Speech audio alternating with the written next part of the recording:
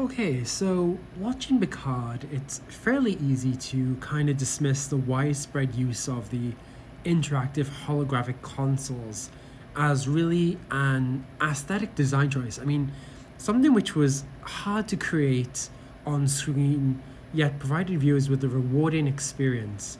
I mean, in essence, many people think that this whole concept is, it's kind of stupid. I mean, however, people have been talking about it recently, and in reality, the idea of holographic interfaces may be actually a logical one. In a universal problem, it's a solution to an issue that has killed more personnel on starships in so many episodes of Star Trek than I can count.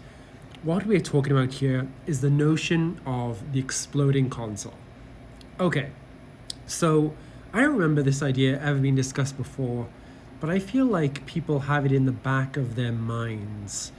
So after the Dominion War in DS9, Starfleet and maybe even the Klingons, they would have implemented a kind of design ethos.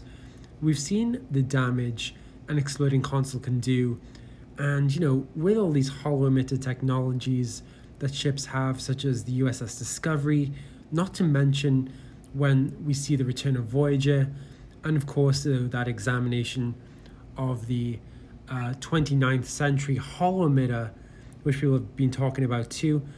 Starfleet would have moved away from having, their personnel standing basically inches away from plasma bombs, which are going to explode whenever the ship hits a rock or possibly a Klingon, right? So we see these holographic consoles a lot on Picard's ship, and don't forget Hugh's Borg cube. Now, we know the reason why. Hey, don't forget the Borg are smart people here. So what about the Kelvin STFC universe? Clearly, from the trailers and the films, they've chosen not to use holographic consoles. Now, granted, this is from the Kirk era, and even so, at the time when the USS Discovery was using holographic interfaces, it really would have been cool to see something in the Kelvin STFC universe.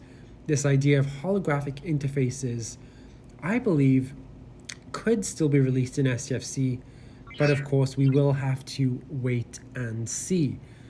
What we have to think about here, is there an invisible crisis that has emerged in Star Trek that we just haven't seen yet? Well, some people are debating whether holographic displays just weren't robust enough in a crisis, in a command situation.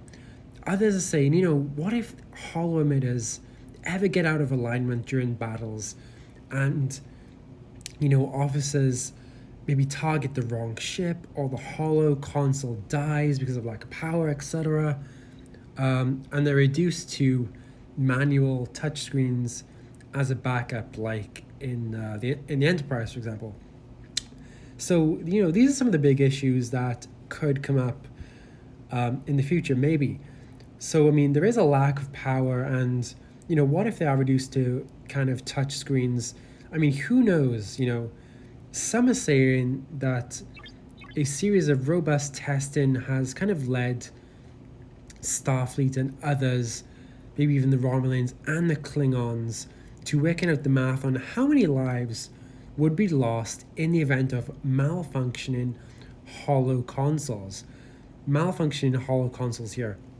So this is something which, better than standard consoles. And the math has actually shown that maybe standard consoles are actually better.